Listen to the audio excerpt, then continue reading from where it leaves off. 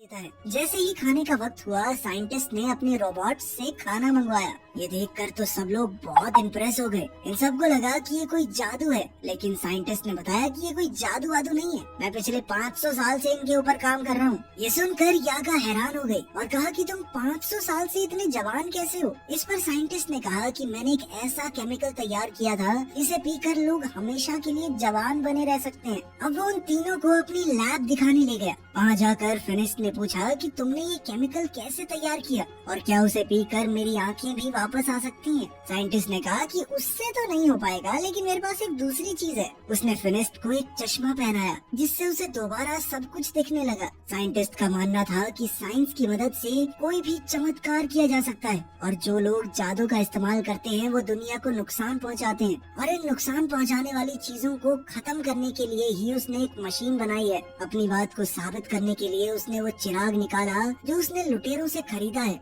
यागा ने कहा कि ये खतरनाक हो सकता है, लेकिन साइंटिस्ट रुका नहीं। उसने चिराग को घिसा और उसमें से जिन निकला। उसने अपनी मशीन चला दी जिसने जिन को अपने अंदर खींच लिया। जिसके बाद उसने कहा कि देखा, मेरे आविष्कार ने जीनी को खत्म कर दिया। उसी रात साइंटिस्ट को पता चला कि पास की एक पहाड़ी पर एक राक्षस है जो आम आदमियों को नुकसान पहुंचा रहा है। साइंटिस्ट ने कहा कि उसे तो पकड़ना ही होगा। जब ये बात फिनिस्ट को पता चली कि इस राक्षस का शेर जैसा मुंह है और सांप जैसी दुम, तो फिनिस्ट तुरंत समझ गया कि ये तो वही राक्षस है जिसने उसे अंधा किया था। फिनिस्ट ने साइंटिस्ट से कहा कि मैं भी साथ चलूंगा, मुझे उस राक्षस से बदला लेना है। लेकिन साइंटिस्ट उसकी जान को खतरे में नहीं डालना चाहता। इस पर फिनिस्ट ने कहा कि आपने मेरी मदद की है, इसलिए मैं भी आपकी मदद करूंगा। इसके बाद साइंटिस्ट ने फिनिस्ट को एक गैजेट दिया जिसे अगर राक्षस के पास रखा जाए तो वो खुद ही उसमें कैद हो जाएगा। रात को बाबा यागा इस साइंटिस्ट की लैब में घुस गई। वो यहाँ से उस केमिकल को पीना चाहती थी ताकि वो भी हमेशा जवान रहे,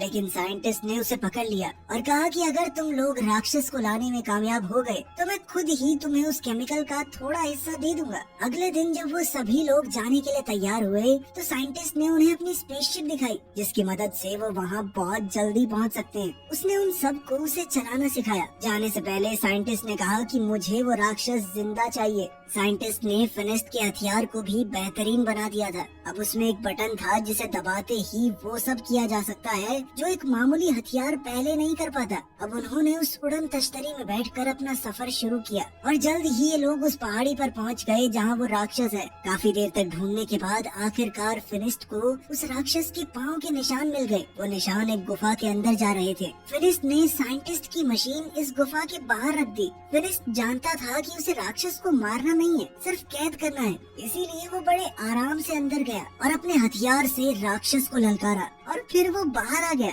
जैसे ही वो बाहर आया तो उसका सर एक पेड़ से टकरा गया जिससे वो वहीं पर बेहोश हो गया। राक्षस भी गुफा से बाहर निकल आया। इससे पहले राक्षस फिनिस्ट को कुछ नुकसान पहुंचाता, बाबा यागा ने जल्दी से उस मशीन को एक्टिवेट कर दिया। उस मशीन के अंदर से बहुत सारी चेन बाहर आई और राक्षस को खींचकर अंदर ले गई। फिर यागा ने लिवर दोबारा से दबाया और मशीन बंद हो गई। कुछ ही देर में फिनिस्ट को भी होश आ गया और अब वो सब लोग मिलकर वापसी का सफर करने लगे। सफर बहुत लंबा था, इसीलिए ये लोग रात को बीच रास्ते में ही आराम करने लगे।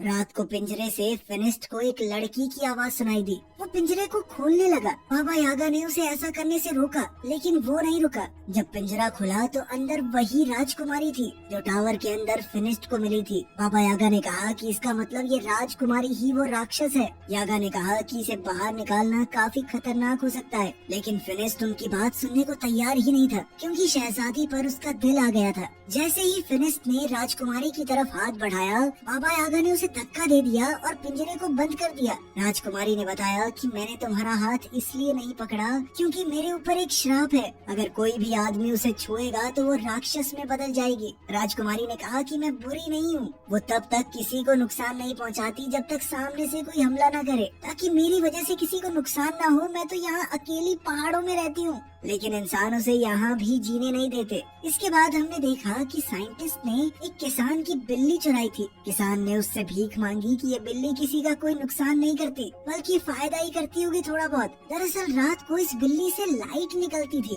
जिससे आसपास रोशनी हो जाती, लेकिन साइंटिस्ट ने किसान की बात नहीं सुनी। उसने बिल्ली को अपनी मशीन के नीचे रखा। ये मशीन किसी भी चीज की जादुई शक्तियों को खींच लेती है और इसी तरह इस मशीन ने बिल्ली की जादुई ताकत भी खींच ली और फिर बिल्ली को जादू से एक केमिकल में बदल दिया, जिसे साइंटिस्ट ने अपनी तिजोरी में रख दिया। यहाँ साइंटिस्ट ने बहुत सारे केमिकल्स पहले से इकट्ठा कर रखे थे। वहाँ राजकुमारी और फिनिस्ट एक दूसरे से प्यार करने लगे थे। बाबा यागा और एंडी इन दोनों को कैद करके साइंटिस्ट के पास ले जाने लगे। ये लोग जब साइंटिस्ट के महल में पहुँचे तो दूर खड़े होकर ही साइंटिस्ट को देखने लगे। उन्होंने देखा कि साइंटिस्ट ने एक जादुई परिंदे का सारा जादू खींच लिया और उससे बने केमिकल को अपने रोबोट्स में डाल दिया। इसका मतलब था कि ये रोबोट साइंस से नहीं बल्कि जादू की मदद से चल रहे हैं। वो इन सारे केमिकल्स को सभी जादुई चीजों से निकाल रहा है। इसके बाद बाबा यागा बहुत गुस्से में उसके सामने पहुंची। उसने कहा कि तुम झूठे हो, ये रोबोट कोई आविष्कार नहीं है बल्कि जादू से चलने वाले पुतले हैं, जिसका मतलब है कि तुम्हारी उम्र भी जादू से ही लंबी हुई है। वो जादू जो साइंटिस्ट ने मासूम जानवरों को मार कर हासिल किया है। ये सुनकर साइंटिस्ट को गुस्सा आ गया और उसने कहा कि मेरा सच जो भी जान जाए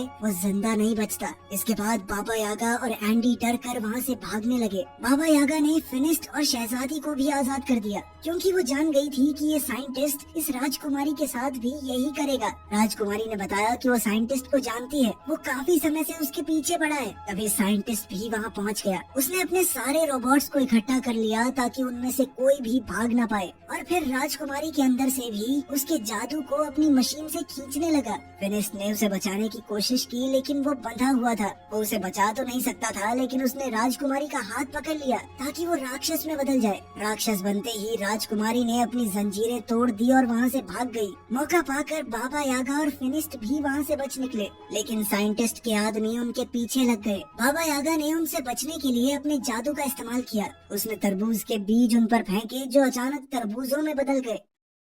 साइंटिस्ट ने भी अपना बड़ा रोबोट निकाला। वो किसी भी हाल में फिनिस्ट और बाबा यागा को नहीं छोड़ सकता क्योंकि वो उसकी सच्चाई जानते हैं। एंडी ने साइंटिस्ट को समझाया कि हमारे पास जितना जादुई केमिकल है बहुत है, लेकिन साइंटिस्ट नहीं माना। वो बड़ा टर्टल रोबोट जब बाहर निकला तो पूरा महल टूट गया। साइंटिस्ट अब इस रोबोट के अंदर बैठकर एंडी के साथ फिनिस्ट और यागा का पीछा कर रहा था। अब वो इन दोनों पर तोप के गोले बरसाने लगा। फिनिस्ट ने यागा से कहा कि तुम इसका ध्यान भटकाओ और मैं इसके ऊपर चढ़कर इसे उल्टा करने की कोशिश करता हूँ, क्योंकि एक बार अगर ये बड़ा सा टर्टल उल्टा हो गया तो सीधा नहीं हो पाएगा। जैसे ही वो रोबोट यागा के सामने आया, उसमें लगी मशीन यागा के अंदर के जादू को खींचने लगी, जिस वजह से यागा बिल्कुल बूढ़ी लगने लगी। ये देखकर फिनिस्ट को बहुत तरस आया, लेकिन जब तक वो साइंटिस्ट का ध्यान भटका रही थी, फिनिस्ट टर्टल के ऊपर चढ़ गया। जब साइंटिस्ट ने ये देखा तो उसने टर्टल के हाथ फैला दिए ताकि वो फिनिस्ट को नीचे फेंक सके। फिनिस्ट तो नहीं गिरा लेकिन उसका चश्मा गिर गया।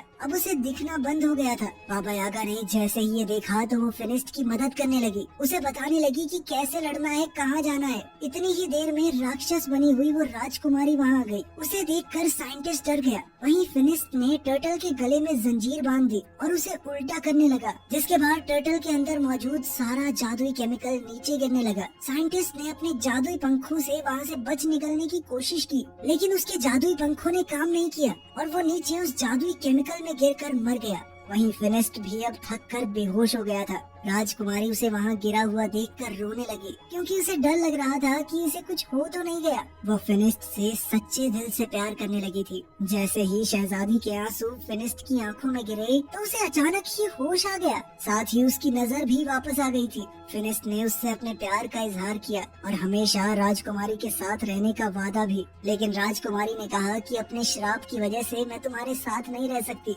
फिनिस्ट उदास हो गया और अपने बाकी साथियों के साथ गाँव वापस आ गया, लेकिन अभी भी वो राजकुमारी की याद में खोया हुआ था। जब बाबा यागा दोबारा जवान होने का रास्ता ढूंढ रही थी तो उसे राजकुमारी की श्राप को तोड़ने का तरीका भी मिल गया। वो खुशी से फिनिस्ट के पास गई और ये खुशखबरी उसे दी। उसने बताया कि श्राप शहजादी को जानबूझकर दिया गया है, इसमें उसकी कोई गलती थोड़ी है और अब उनका अगला काम राजकुमारी के श्राप को काटना ही होगा। लेकिन वो शायद इस मूवी के अगले पार्ट में दिखाया जाएगा, जो कि अभी आया नहीं है। वीडियो पसंद आई तो लाइक कर देना।